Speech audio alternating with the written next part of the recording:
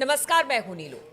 तो इजराइल में जबरदस्त 3 धमाके हुए हैं और वो भी ऐसे समय में जब सीज फायर इजराइल और हमास के बीच में है, बंधक छोड़े जा रहे हैं। अब ऐसे में 3 बड़े धमाके, चौथा धमाका भी होने वाला था लेकिन उससे पहले उसे रोक दिया गया। अब ऐसे में अगर ये धमाका इस समय हो रहा है तो इसके क्या मायने हैं, क्या परिणाम हो सकते हैं, बातचीत करने के लिए मयंक मेरे साथ है। मयंक, सीज फायर यानी कि युद्ध विराम चल रहा है, एक तरफ बंधक छोड़े जा रहे हैं, चाहे वो इजराइल की तरफ से हो, हमास की तरफ से हो, लेकिन इस बीच बड़ा हमला इजराइल में और वो भी उसकी राजधानी में, इसको हम किस तरह से देखें? ये आपने ठीक कहा। तेल अवीव में जो तीनों धमाके हुए हैं, ज़बरदस्त इंटेंसिटी थी तीनों धमाकों की और ये आईईडी के ज़रिए ये ब्लास्ट किए गए। देखिए टोटल 5 डिवाइसेस जो हैं वो थी यहाँ पे, और ये इनमें से जो 3 धमाके हुए हैं ये याम और होलोन, ये 2 इलाके हैं तेल अवीव के, जहाँ पे पार्किंग में जो बसेस खड़ी थी इसमें ये धमाके हुए हैं। अब जो कि फौरी जानकारी जो अभी निकल के सामने आई है उसके मुताबिक इन 5 डिवाइसेस में जो आईडीज़ थे इसमें टाइमर लगे हुए थे और ये टाइमर गलत सेट हो गए थे, जिसकी वजह से ये धमाके जिस समय करने की मंशा थी उससे पहले ये धमाके हो गए और पार्किंग में ही बस में ये धमाके हो गए। जैसा कि खुफिया सूत्रों से बताया जा रहा है, जैसा कि चर्चाएं हैं सोशल मीडिया में कि गुरुवार को ये धमाके होते हैं रात के समय जब पार्किंग में बसेस खड़ी थी, जबकि मंशा ये थी कि ये धमाके फ्राइडे के दिन शुक्रवार को यानी आज उस समय हो जब ये बसेस खचाखच यात्रियों से भरी होती। अगर ऐसा हो जाता, बिल्कुल अगर ऐसा हो जाता तो इजराइल में बहुत बड़ी कैजुअलिटी होती और ये बहुत भयंकर एक हमला साबित होता। देखिए ये जो धमाके हुए उसके बाद जो है नेतन्याहू ने एक इमरजेंसी मीटिंग बुलाई है और उसके बाद उस पर इन पूरे सिनेरियो पे चर्चा है कि भाई ये किसकी तरफ से हुआ, कैसे हुआ। लेकिन जो अभी फौरी तौर पे जो जानकारी, क्योंकि इजराइल इसे आतंकवादी घटना बता, देखिए इजराइल का कहना है कि आतंकवादी घटना है और जांच में जो निकल के चीज़ें सामने आई हैं जिसकी चर्चा हो रही है, कहा जा रहा है कि वेस्ट बैंक में जो इजराइल का ऑपरेशन जारी है जिसका नाम उसने आयरन वॉल दे रखा है, और ये 21 जनवरी से वेस्ट बैंक का जो उत्तर पश्चिमी इलाका है वहाँ पे आयरन वॉल के नाम से जो इजराइल की सेना लगातार हमले कर रही है। और इजराइल का कहना ऐसा है कि जो हम आतंकी संगठन वहाँ से या हमास से जुड़े हुए संगठन वहाँ से काम कर रहे हैं, हम उस पर हमला कर रहे हैं, जबकि फिलिस्तीन की तरफ से ये कहना है कि भाई इन हमलों में बहुत सारे बेगुनाह लोग भी मारे जा रहे हैं, कई बच्चों की भी डेथ हुई है और बहुत सारे ऐसे लोग हैं जिनका इससे कोई लेना देना नहीं है लेकिन फिर भी वो हमले में मारे गए। तो अपने दोनों के, इजराइल के अपने आरोप हैं, फिलिस्तीनी संगठनों के अपने अपने आरोप हैं।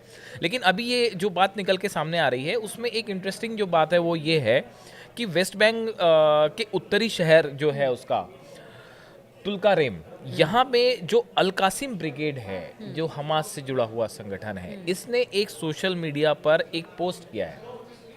उस पोस्ट में उसने कहा है कि हम अपने शहीदों का बदला लेना कभी नहीं भूलेंगे, जब तक हमारी जमीन पर कब्जा है तब तक इस तरह के हमले जारी रहेंगे। अब ये देखिए, मैं ये साफ करना चाह रहा हूँ कि अल कासिम ब्रिगेड्स ने हमले की जिम्मेदारी नहीं ली है, लेकिन जिस तरह का, जिस नेचर का उनका ये मैसेज है, उसके बाद इस तरह की जानकारी सामने आ रही है कि वेस्ट बैंक में जो इजराइल ने ऑपरेशन किया है उसके विरोध में ये हमले हुए हैं और उसके विरोध में ये सीरियल ब्लास्ट की बड़ी प्लानिंग थी, जो कि टाइमर डिवाइसेस जो हैं वो उसमें ठीक से काम नहीं कर पाई, जिसके पहले वक्त से पहले ये धमाके हो गए। अगर ये उस समय धमाके होते जब ये बसेस मार्केट में होती या इसमें लोग सवार होते तो निश्चित रूप से बहुत बड़ी कैजुअलिटी होती। बात नंबर 1। ठीक है, एक सवाल यहाँ पर मयंक का और उठता है, क्योंकि हमास का ये कहना है कि अभी हम धीरे धीरे करके अभी भी करीब 79 ऐसे लोग हैं जो उसके कब्जे में हैं इजराइल के, जिनको उन्होंने बंधक बनाया था। उनका कहना है कि ये जो सैटरडे हम लोग छोड़ते हैं, इससे अच्छा है कि अगर गजा को इजराइल छोड़ दे पूरी तरीके से तो हम एक बार में उनके जितने बंधक हैं वो रिहा कर देंगे। ऐसे में एक तरफ तो अमेरिका कह रहा है कि वहां पर एक टाउनशिप बसाएंगे बड़े सुंदर तरीके से गजा को, और दूसरी तरफ अब हमास जो है वो निगोशिएट करने की कोशिश कर रहा है। ये बात ना तो नेतन्याहू को गले उतरेगी और ना ट्रंप इसके लिए राजी होंगे। जो हमास की तरफ से डिमांड आई है कि गजा को खाली कर दे। देखिए ये एक प्रकार का ये एक टैक्टिक्स भी होती है कि भाई आपने कहा कि हम गजा पे कब्जा करना चाहते हैं या हम गजा से, आप फिलिस्तीनी पूरे जो हैं वो हट जाए वहां से, तो उन्होंने कहा आप खाली कर दीजिए, हम आपके बंधकों को छोड़ देते हैं। देखिए लेकिन इस बीच में देखिए एक बात और ये भी सामने आ रही है निकल के, जहां तक ये बम धमाकों की बात है कि जो पिछले साल लेबनान में पेजर ब्लास्ट हुए थे, जो लगातार सीरियल पेजर्स में धमाके हुए थे, जिसमें बाद में था कि भाई इजराइल की तरफ से ये मोसाद की तरफ से ये हमले करवाए गए थे। तो कुछ लोगों का ये भी कहना है कि ये उसका बदला लेने के लिए, उस पेजर ब्लास्ट का बदला था। ये जो सीरियल अटैक की कोशिश थी, उस पेजर धमाकों का जो है ये बदला था। अभी आपने देखा कि नहीं तो ऐसे समय में जब देखिए लोग छोड़े जा रहे हैं, सीज फायर है, हाँ, ठीक है, सीज फायर है, लेकिन दोनों पक्षों का, ना इजराइल का और ना ही हमास का, एक दूसरे पे कोई ट्रस्ट नहीं। और बिल्कुल ये स्थिति ऐसी है कि ज्वालामुखी पे बैठी हुई है। वो तो ये ट्रम्प चाहते हैं कि भाई सीज फायर हो, शांति हो, तो ये एक थोपी हुई शांति है। ये ट्रम्प एडमिनिस्ट्रेशन की कोशिशों के चलते ही आज जो ये सीज फायर है, अगर ट्रम्प बीच में नहीं हट जाए तो ये 2 मिनट में सीज फायर खत्म हो जाए। बात नंबर 1। बात नंबर 2, नेतन्याहू जो है, जो इनके कब्जे में बंधक हैं, उनको इजराइल रिहा नहीं करवा पा रहा था। देखिए अब इतना लंबा वक्त हो गया, लेकिन ये कहाँ है, कैसे हैं, पता नहीं। अभी भी 4 बंधकों के शव जो हमास की तरफ से छोड़े गए है ना, इसको लेके भी जबरदस्त प्रतिक्रियाएं जो है वो सामने आई हैं। इजराइल के लोग भी काफी गुस्सा हैं इस चीज को लेकर। हाँ, तो अब क्या है कि नेतन्याहू की तरफ भी दोनों तरफ से दबाव है। एक इंटरनल दबाव भी है कि भाई जो आपके बंधक हैं, आप सबसे पहले उनको रिहा करवाइए। एक इमोशनल एंगल भी है, जो है 4 जो शव आए, इसमें 2 बच्चों के शव भी हैं। तो नेतन्याहू के ऊपर भी दबाव है कि भाई आपके जो बंधक हैं उनको सुरक्षित वापस लाना पहली प्रायोरिटी है। अब देखिए अब तक जो है वो अगर बंधकों की रिहाई की बात की जाए तो इजराइल ने करीब 19 बंधकों को रिहा किया है, और बदले में 1100 से ज्यादा फिलिस्तीनी कैदियों को जो है वो इजराइल रिहा कर चुका है। तो ये भी अपने आप में एक बहुत बड़ा डिफरेंस है संख्या का भी। तो इजराइल गाजा तो मतलब हमास जो इसको अपनी एक मॉरल विक्ट्री तो ऑलरेडी बता ही रहा है। और उसके बाद देखिए अब आगे का जो प्लान है, अब ये इसके बाद जो बताया जा रहा है कि भाई एक बड़ी मीटिंग नेतन्याहू ने बुलाई है, और उसमें डिफेंस मिनिस्टर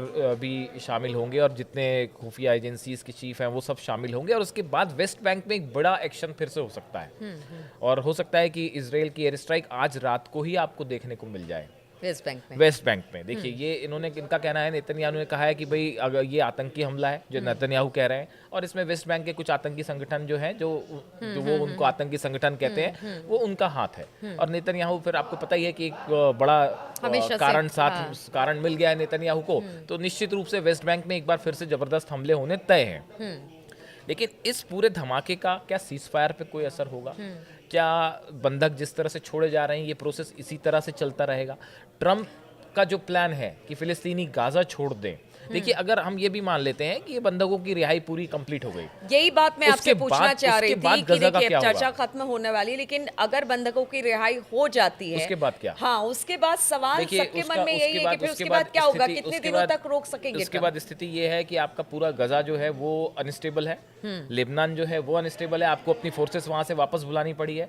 गजा में आपका कंट्रोल अभी हमास खत्म नहीं है, हमास अभी भी पावरफुल है, इसमें कोई दो मत नहीं है। सीरिया अनस्टेबल है, वेस्ट बैंक में आपकी कार्रवाई जो है वो किसी निष्कर्ष पर नहीं पहुंच पा रही है, और लाख कोशिशों के बाद भी आप जो है इजराइल पे हमले नहीं रोक पा रहे हो। तो इजराइल के लिए और नेतन्याहू के लिए आने वाले समय में बड़ी चुनौतियां हैं, जिसको निपटना आसान नहीं होगा। चलिए, तो अभी इस वक्त शांति प्रक्रिया चल रही है, और उसी के तहत, युद्ध विराम के तहत जो बंधक हैं उनको छोड़े जा रहे हैं, दोनों तरफ से, इजराइल की तरफ से, हमास की तरफ से। लेकिन कहा यह जा रहा है कि जब बंधक सारे छोड़ दिए जाएंगे उसके बाद क्या होगा, इस खबर पर लगातार हमारी नजर बनी रहेगी। आप बने रहिए हमारे साथ।